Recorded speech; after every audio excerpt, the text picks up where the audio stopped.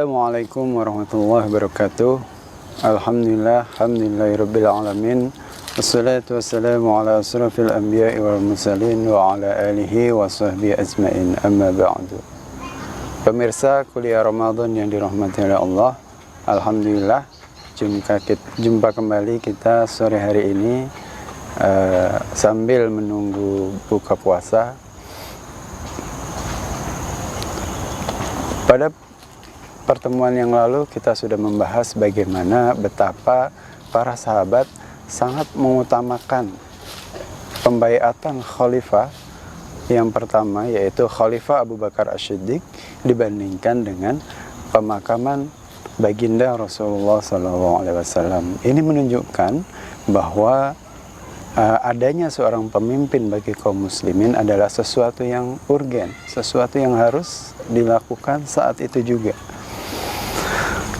Akhirnya kemudian sudah kita bahas kemarin bagaimana kemudian terpilihlah Abu Bakar As-Siddiq sebagai khalifah pertama kaum muslimin, pengganti Rasulullah SAW sebagai kepala negara. Satu hal lagi yang kemudian lebih detail terkait dengan bagaimana pentingnya dan harus segera adanya seorang khalifah di tengah-tengah kaum muslimin. Ini tergambar dengan cukup rapi, yaitu ketika peralihan dari masa kekhilafan Umar bin Khattab ya, kepada pemerintahan Khalifah Utsman bin Affan.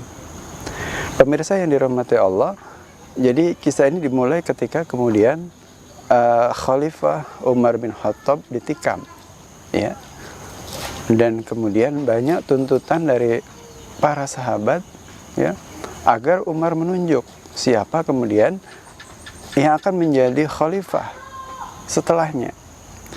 Pada saat itu Umar tidak mau, ya, beliau pun keberatan, apalagi kalau kemudian ditunjuk dari keluarganya. Umar sama sekali tidak mau. Maka sampai kemudian sebelum wafat, akhirnya kemudian Umar menunjuk 6 orang. Jadi bukan menunjuk 1 orang sebagai pengganti beliau, tapi beliau menunjuk 6 orang sahabat senior.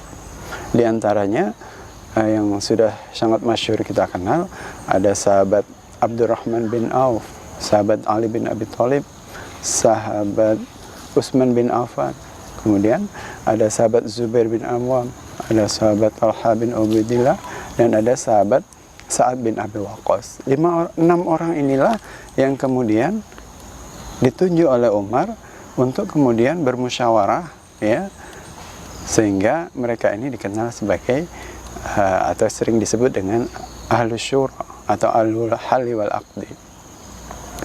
Pemirsa yang dirahmati oleh Allah, saking seriusnya dalam hal harus ada khalifah, ya. Begitu Umar merasa setelah ditikam itu merasa ajalnya itu kayaknya sudah dekat, ya.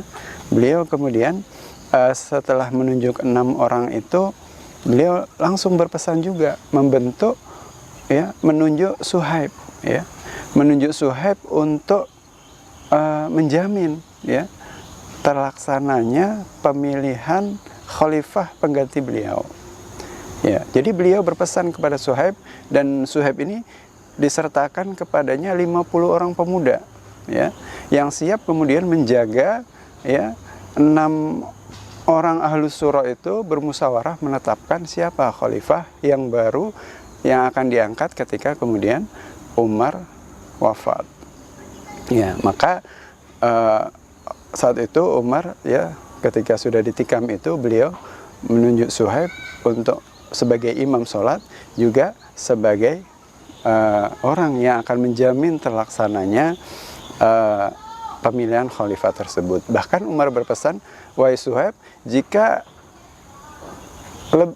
setelah 3 hari kematianku, ya, dan ada 1 orang tidak sepakat, sementara yang 5 sepakat, maka bunuh saja yang 1 itu, ya. Supaya apa? Supaya segera terpilih seorang khalifah.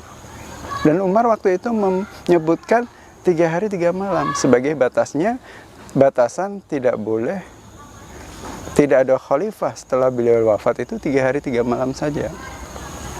Ya. Akhirnya kemudian 6 orang tadi yang ditunjuk oleh Umar sebagai Ahlus Syura, ya, untuk memilih di antara mereka. Disinilah tampil sahabat yang luar biasa yang sudah kita kenal, sahabat Abdurrahman bin Auf. Ya. Abdurrahman bin Auf mengajak diskusi, ya, dan saat itu juga beliau mengundurkan diri. Sesungguhnya aku mengundurkan diri dari pemilihan ini, ya, dan kemudian beliau menyerahkan kepada 5 orang yang lain. Ya. Ya, siapakah menurut kalian yang paling pantas menjabat sebagai khalifah pengganti Khalifah Umar bin Khattab? Maka di antara ke-6 orang sahabat tersebut, termasuk Abdurrahman bin Auf, mengerucut kepada 2 orang saja, yaitu sahabat Utsman bin Affan dan yang kedua sahabat Ali bin Abi Thalib. Ya. Maka begitu luar biasa sahabat Abdurrahman bin Auf, begitu sudah mengerucut 2 orang ini, beliau terus mendiskusikannya. Beliau meminta pendapat kaum muslimin siapa di antara 2 orang ini yang kemudian paling pas menjadi khalifah bagi kaum muslimin.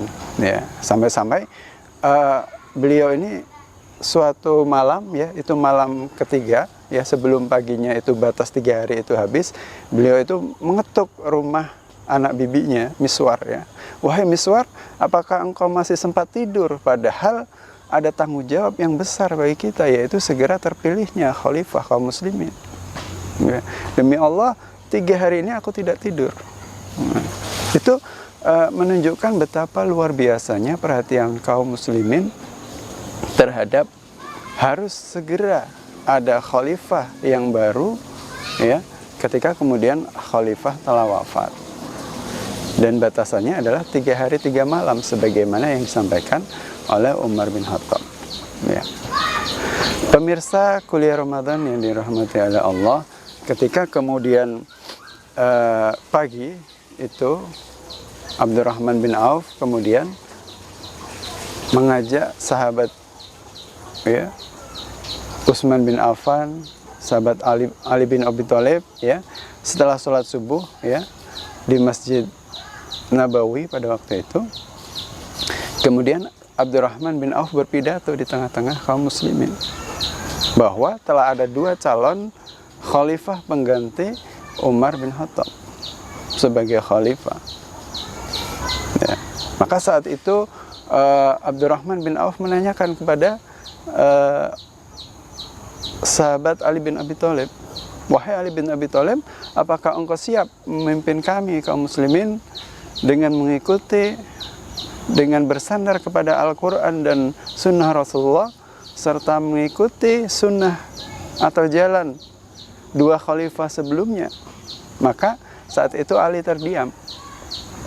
Kemudian berikutnya Abdurrahman bin Auf, sahabat Abdurrahman bin Auf, beliau bertanya kepada Utsman bin Affan, wahai Utsman bin Affan, ya, dengan pertanyaan sama, apakah engkau siap untuk memimpin kaum muslimin, ya, dengan Al-Quran dan As-Sunnah dan mengikuti jalan 2 khalifah sebelumnya, yaitu Abu Bakar dan Umar? Maka saat itu Sayyidina Utsman menjawab, iya, aku siap.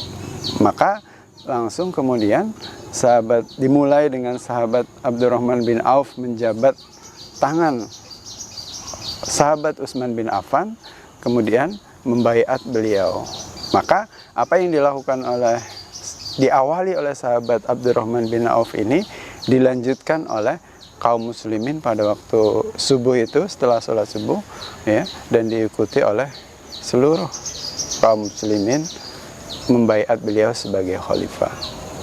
Ya, termasuk Sayyidina Ali pun dan sahabat yang lain membaiat sahabat Utsman bin Affan sebagai khalifah yang ketiga, ya, bagi kaum muslimin setelah Abu Bakar, Umar, kemudian Utsman.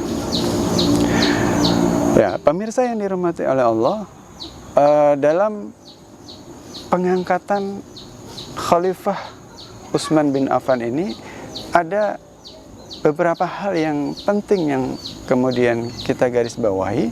Yang pertama, ya, bahwa sama dengan pengangkatan khalifah sebelumnya, yaitu Abu Bakar. Yang pertama, Abu Bakar As-Siddiq, bahwa ini harus segera dilakukan. Ya, itu sudah sepakat seluruh kaum muslimin sejak zamannya Abu Bakar. Tidak boleh ada kekosongan kaum muslimin itu dari memiliki seorang pemimpin. Nah, lebih detail lagi dan lebih jelas lagi di masa pengangkatan Sayyidina Utsman bin Affan sebagai khalifah, ini ada istihad yang kemudian diambil oleh Umar bin Khattab, yaitu memberi batasan 3 hari 3 malam sebagai batas. Tidak boleh melewati itu kaum muslimin tidak memiliki seorang khalifah. Ya, maka ini kemudian tidak hanya sekedar ijtihad Umar, tapi akhirnya menjadi ijma sahabat. Kenapa demikian? Karena pada waktu itu tidak ada seorang pun yang kemudian mencela atau memprotes apa yang kemudian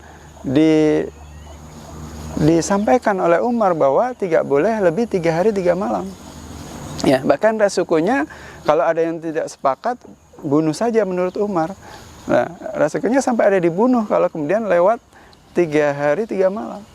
Ternyata para sahabat tidak ada yang protes dengan hal itu. Artinya, kalaupun seandainya belum diangkat kemudian ada yang dibunuh gara-gara itu, yaitu atas kesepakatan para sahabat. Seperti itu. Jadi mereka sepakat. Itu yang pertama.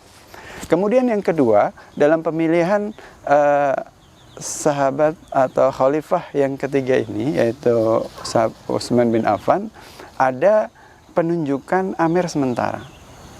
Ya, di mana Suhaib mendapatkan mandat langsung dari Umar ketika beliau ditikam, ya, sebelum beliau meninggal. Wahai Suhaib, pimpinlah sholat kaum muslim. Dan engkau harus memastikan pemilihan ini berjalan dengan baik. Ya. Maka secara langsung, ya, Suhaib ini diangkat sebagai pemimpin sementara bagi kaum muslimin sampai kemudian terpilihnya khalifah yang baru. Jadi begitu wafatnya Umar, maka disinilah peran Suhaib sebagai amir sementara. Tugasnya apa?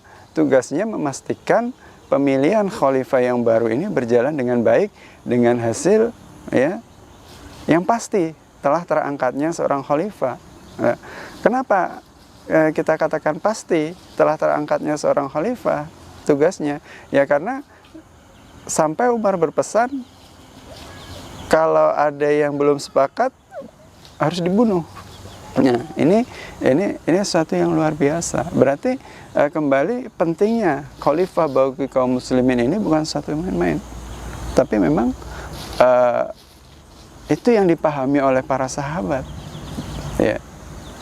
Sehingga sampai kapan dia menjadi amir, ya? Sampai kapan dia menjadi amir bagi kaum muslimin, yaitu sebagai amir sementara selama belum diangkatnya khalifah, maka jabatan amir sementara bagi Suhaib itu berakhir ketika kemudian Khalifah Utsman bin Affan telah diangkat menjadi khalifah bagi kaum muslimin. Artinya ketika pagi subuh pada hari setelah 3 hari 3 malam, ya, itu disitulah Utsman dia baiat, baiat iniqad, juga baiat li-ta'at, ya, oleh kaum muslimin di Masjid Nabawi pagi itu. Maka disitulah berakhirlah jabatan amir sementara yang yang telah diberikan oleh Umar kepada sahabat Suhaib. Ya. Pemirsa kuliah Ramadan yang dirahmati oleh Allah, itu sekali lagi menggambarkan kepada kita sebagai kaum muslimin bahwa kita harus, ya, memiliki seorang pemimpin yang memimpin kita, menaungi kita. Kepadanya kita ibarat beliau itu perisai bagi kaum muslimin, seorang khalifah itu, ya. Sehingga keberadaannya, ya, insya Allah Islam sebagai rahmatan lil alamin itu akan terwujud di tengah-tengah umat manusia saat ini. Makanya saat ini yang kemudian kita telah lama ya, hampir 101 tahun kita hidup tanpa khilafah ya, ini tentunya ada dosa ya jika kemudian kita tidak terus berusaha berjuang supaya ini terwujud ya. Kita harus senantiasa tersibukkan untuk kemudian urusan ini supaya kita terbebas dari dosa karena tidak ada khilafah, tidak ada khalifah yang kita baiat. Ya, sementara Rasulullah jelas menyampaikan man mata wa laisa fi unuqihi bai'ah mata mitatan jahiliyah. Siapa saja yang kemudian mati sementara di pundaknya tidak ada baiat, maka matinya seperti mati jahiliyah. Tentu kita tidak ingin mati seperti matinya orang jahiliyah. Ya, tentu kita ingin mati sebagaimana wafatnya para sahabat, sebagai orang yang ingin bertemu Allah dengan keimanan dan amal solih yang banyak. Mungkin itu saja yang bisa kami sampaikan pada kesempatan sore hari ini. Kurang lebihnya mohon maaf. Ihdinas siratal mustaqim. Assalamualaikum warahmatullahi wabarakatuh.